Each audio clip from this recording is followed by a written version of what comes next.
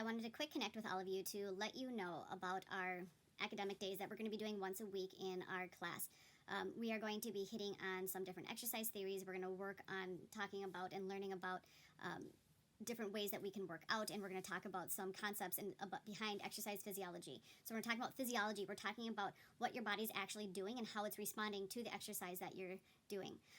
So today is our first one. We are going to be talking about heart rate zones, which is going to be review for many of you, but it's going to be new information or a lot of review for those of you who haven't had that information given to you for a while. We're going to talk about rate of perceived exertion, right, which is how we would give ourselves a scale of 1 to 10 how hard we feel like we're working. And then the final thing that we're going to talk about is the talk test. So as we're working out, how well can we talk and how can we use that to determine our level of intensity. And then the last part we're going to talk about is tying those three together and how you can really gauge what you're doing during your exercise cycles during this class for the rest of this year. All right? Here we go. The three concepts we're talking about today are going to be heart rate zones, rate of perceived exertion, and the talk test. We're going to define what each of them are, and then we are going to relate them and let you know how you can use those for your exercise and your workouts during this class. Heart rate zones, this is going to be reviews for some of you. This is going to be brand new information for others, and this is going to have some of you hear it again and again. So when we're talking about heart rate zones, we are basing your numbers off of 220 minus your age. So the majority of you are going to be anywhere from 202 beats per minute to 205 beats per minute as your maximum heart rate. So when you're doing your workouts, we are going to base your percentages off of that maximum heart rate number.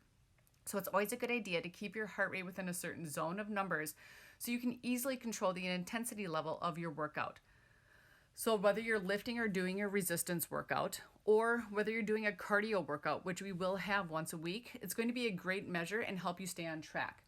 Those of you who have Apple Watches, those of you who have Fitbits or another type of technology that keeps track of your heart rate, this is going to be great for you, okay? Because it just makes sure that you're doing what you're expected to do. So there are 5 different zones. The first zone, which is very light, is your gray zone. This is 50 to 60% of your heart rate. This is very, very easy, and you could stay in the gray zone for hours at a time. The blue zone is our next zone, which is zone 2, and again, very light. So how should you feel during this one? Again, it's still very comfortable and easy. You could go on for hours. In the blue zone, this is where a lot of you would be as you're walking up the stairs from maybe C1 up to C3 at Eastview High School. The great thing about this, as you do it for hours, okay, you're going to be burning some fat. The green zone is zone 3. This is moderate exercise. So when we're talking about the green zone, those of you who have used our heart rate monitors at school in the past will know that a lot of our time is spent in this green zone. This is 70 to 80% of your max heart rate. So here's where we are really building and improving your aerobic or your long-lasting fitness. Okay, so here also lactate, which is what builds up in our bloodstream and we can use for energy. Okay, this is going to build up, but again, it's not going to be enough where it's going to actually make our muscles burn and feel like they are fatigued. You are going to increase your breathing rate, and you're going to feel like you're putting some effort into your workout. The orange zone is hard. This is where things get a little bit more real. This is 80 to 90% of your max heart rate, and it actually helps improve your speed endurance. So your body is actually going to get better at using those carbohydrates that you eat every day for energy. Also, what's going to happen here is that it's going to help improve your muscles' ability to stand higher levels of lactate in your bloodstream. So once you start to feel that muscle fatigue or that burn, the more you train in this orange zone, okay, the better your body is going to handle that lactate buildup. Here you're going to start to breathe quite heavily and you're going to feel a lot of fatigue in your muscles. Finally, we have zone 5, which is extremely hard. This is 90 to 100% of your maximum heart rate. Here is where you are truly working on max performance effort. Okay, this is that short burst sprint. This is making sure you can run that 100, 200 meter dash. Okay, even those of you who are in track and you can run a 400 meter dash and you know that you can go max effort that whole time, this is where you want to be going. A lot of lactate is built up and you won't be able to continue it for very long. The limit for red zone, a true red zone, is going to be about 1.5 minutes to 2 minutes.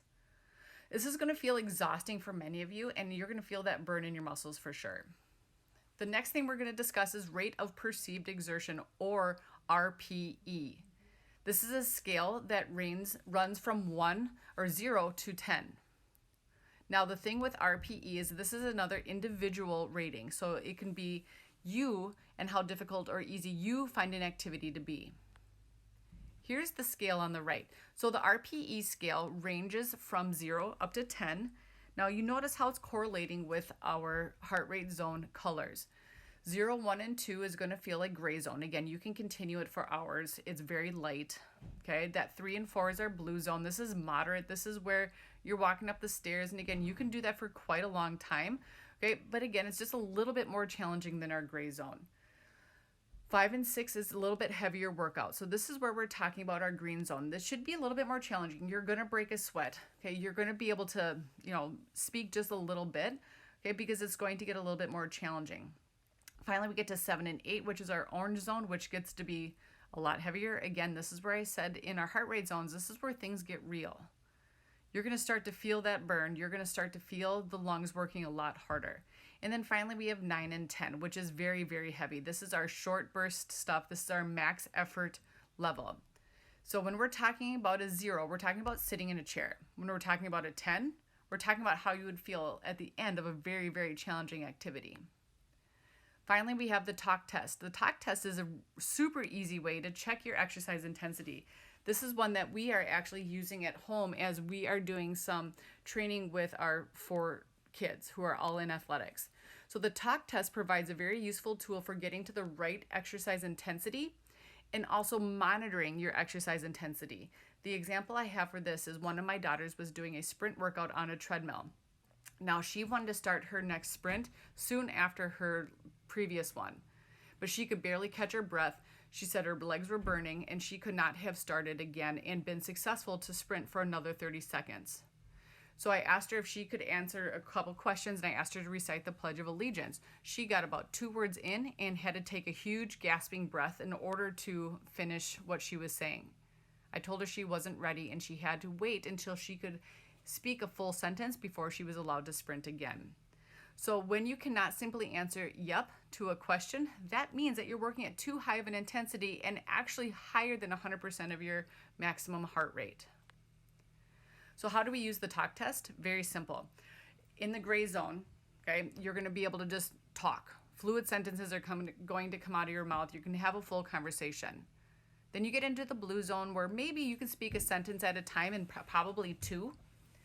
Heavier in the green zone, it's going to be a few words at a time. And again, you could probably get 1 sentence out.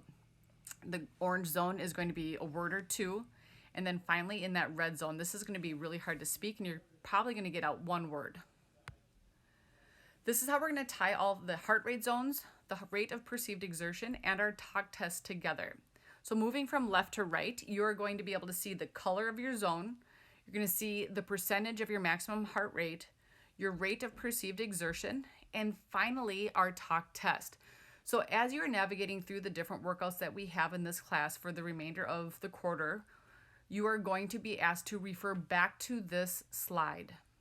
And for those of you who would rather work on the science part and talk about the percentages of maximum heart rate, awesome. Talk about those colors and talk about those percentages.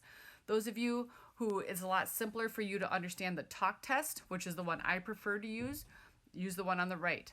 Okay, and then of course we have our cute little emojis on the far right that give you a little better example of how you probably are feeling in each of those intensity zones.